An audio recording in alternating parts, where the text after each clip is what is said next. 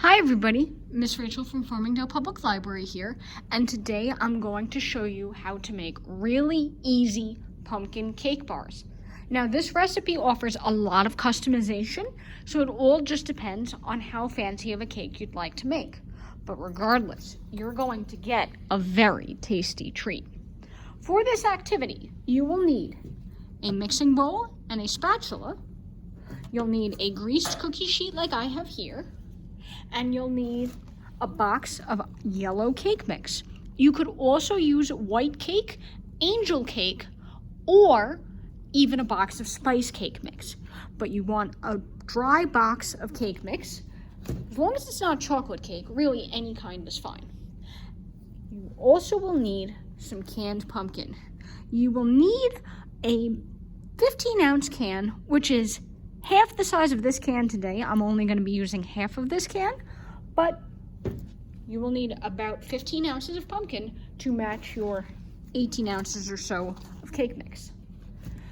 If you'd like, you can also add pumpkin pie spice to this cake. You can do so by blending cinnamon, nutmeg, and a little bit of cloves together, but you don't have to if you don't want to.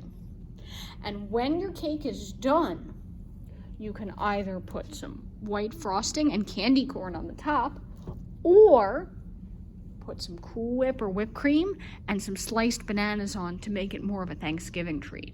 This is gonna be good.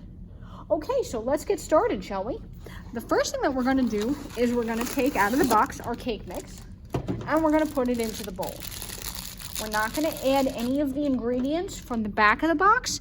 I know on the back of the box it says add eggs and vegetable oil, but we're not going to do that today. We're going to ignore that completely because pumpkin is moist like oil, and it's also a binding agent in the same way that eggs are. So we don't actually need it. This cake mix smells really sweet. So the cake mix is providing the sugar and the flour and some of the leavening ingredients. This is all the dry stuff. And if you'd like, to this mix, you would add your cinnamon and pumpkin pie spice. Today, I'm gonna skip that. Okay, next we're gonna add 15 ounces of canned pumpkin. So I have a 30-ounce can of pumpkin today, and we're gonna add half of that. Careful with the top on a can, they're very, very sharp. I'm going to put that off to the side, and I'm going to gently pour in half of this can.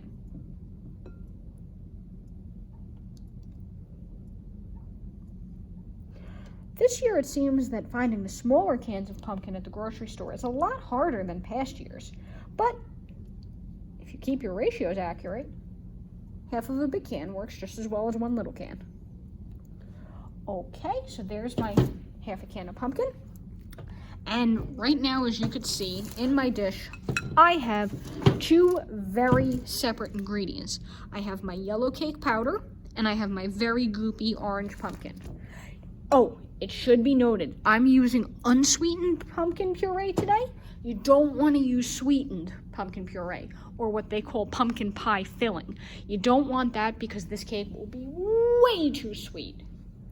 Okay, so I have my two very distinct ingredients, and with my rubber spatula, I'm going to mix them together gradually and gently.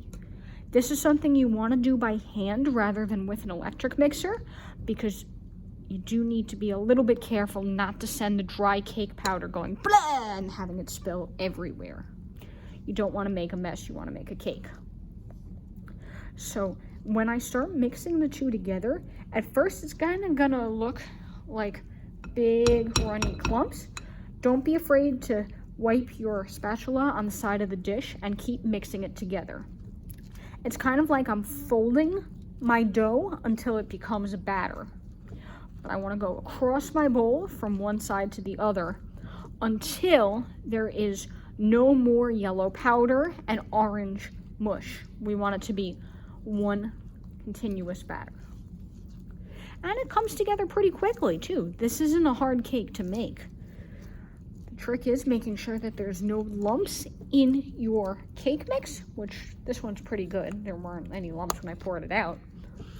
and that there aren't any sections where it's pure orange or pure white powder.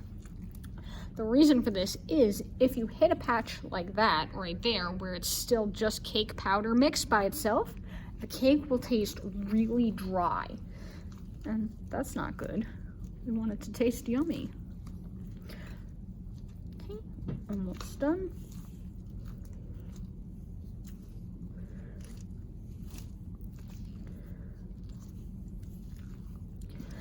And even though we're using a cake mix today, I think with this one, you could still say that you made it from scratch because you didn't buy a pumpkin cake mix, right?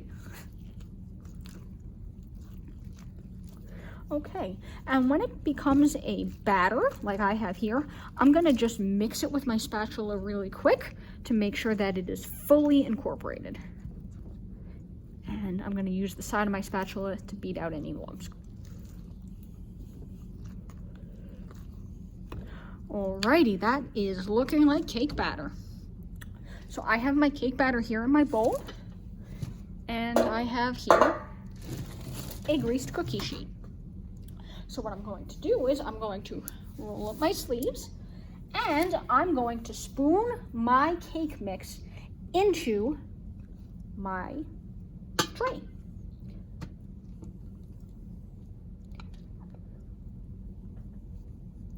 You might notice a little bit of baking powder still at the bottom, the cake mix powder. Just mix it up and add it in before you pour in the rest of the batter.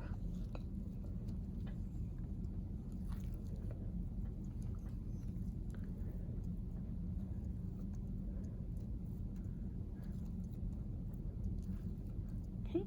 Don't be afraid to scrape the sides of the bowl. This is a pretty thick batter, so some of it will get stuck along the edges of your dish.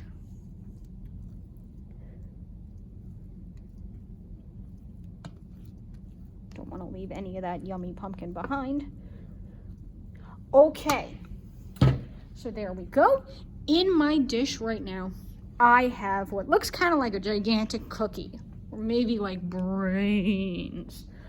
What I'm going to do is with my spatula, I'm going to spread this out so that it is all one even thickness. This is so that the cake will cook evenly and you won't end up with one side being burnt and one side being raw. So I'm going to smooth it out with my spatula, and it should take up about the entirety of a 9x13 greased baking sheet. But if yours is a little bit shorter than that, that's okay, as long as the cake is the same thickness throughout. And if you can, try to get it to be a nice rectangle shape. I'm going to do that by dragging my spatula across the length of the tray. Oh, clean up the edges a little and go across this direction. So then everything is the same thickness. Okay, so there we go. I have my cake to bake, and I'm gonna put it in an oven until a toothpick comes out clean from the center. That should be in about 25 minutes, but depending upon the size of your oven and the conditions of your kitchen, it might be 5 minutes longer or so. So when this cake is baked, let it cool completely before you slice it into your cake bars, and make sure that it is totally cool and not still warm in the middle, especially those middle pieces, before you put on your frosting or your fresh fruit and your Cool Whip. So I hope that you enjoyed this really tasty cake. It is so good, and I hope that you like it as much as I did. And I hope you had a good time baking with me. I'll look forward to seeing you again soon at some of our other programs. Have a great day, everybody, and happy Halloween. Bye-bye.